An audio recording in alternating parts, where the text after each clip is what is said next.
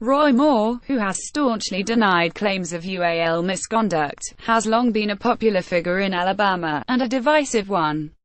Brynn AndersonAssociated Press Since a news report came out that accused Roy S. Moore, the Republican Senate candidate in Alabama, of UAL misconduct. The issue has come to dominate a December 12 election that has moved swiftly from being a slam dunk for Republicans to a tight race with major implications for his party's ability to govern in Washington.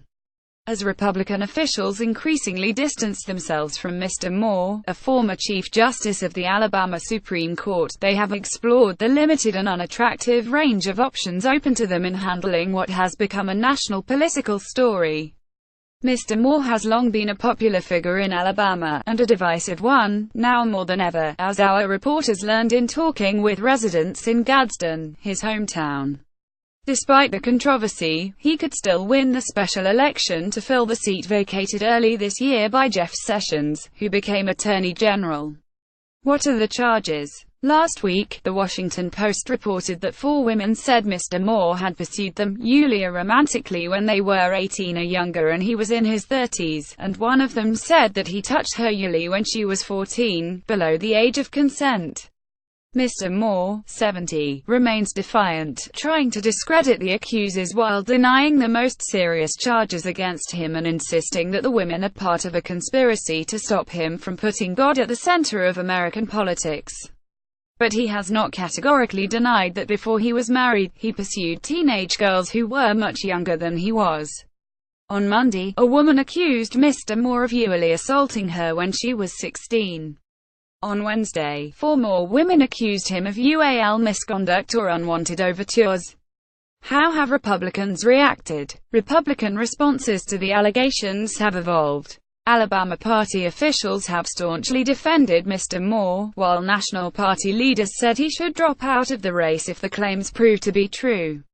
Since then, a growing list of elected Republicans have said flatly that he should step aside, be blocked from running or be prevented from taking office if he wins. The National Republican Senatorial Committee, a fundraising arm of the national party, severed ties with Mr. Moore. On Monday, Senator Mitch McConnell of Kentucky, the Republican majority leader, said, "I believe the women."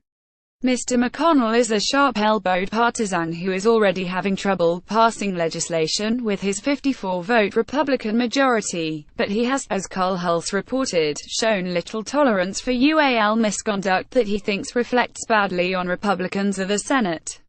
President Trump has not weighed in on the storm surrounding Mr. Moore, whose nativist, grievance-fueled conservative populism has much in common with the president's own. What will Republicans do next?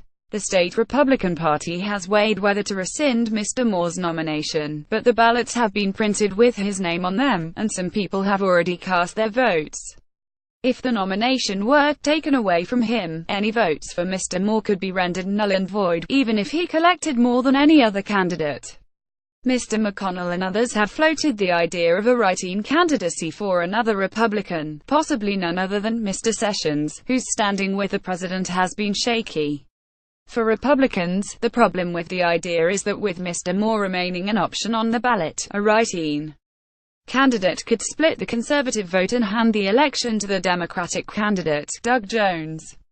How are Democrats responding? National Democratic organizations and the party's most prominent figures have largely steered clear of the race, acutely aware of how unpopular they are in a very conservative state that last elected a Democratic senator in 1990. The national groups have not even spent money on ads supporting Mr. Jones.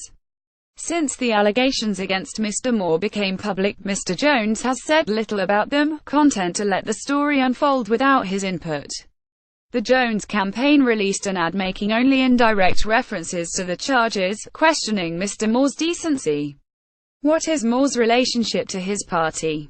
The National Republican Party has never really embraced Mr. Moore, and the feeling is mutual. He has railed against Mr. McConnell as a creature of a malevolent Washington establishment.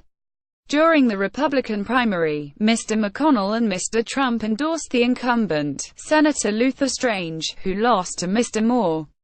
Mr. Moore has long courted controversy, making incendiary comments about gays, Islam and race, and portraying himself as a defender of Christianity under siege in America. Even some of his fellow conservative officials in Alabama are wary of him, and he was twice removed from office as the state's highest judge. In 2001, shortly after taking office as Chief Justice, he installed a wanton granite Ten Commandments monument in the state Supreme Court building, and refused to move it even after federal courts ordered it taken out. In 2003, a judicial ethics panel stripped him of his post, and the court he had led later upheld his removal. He was elected Chief Justice again in 2012, and within a few years he was again defying federal court orders, telling lower court judges not to grant marriage licenses to same couples. Last year, the ethics panel again removed him from the bench, and again, the state Supreme Court later upheld that decision.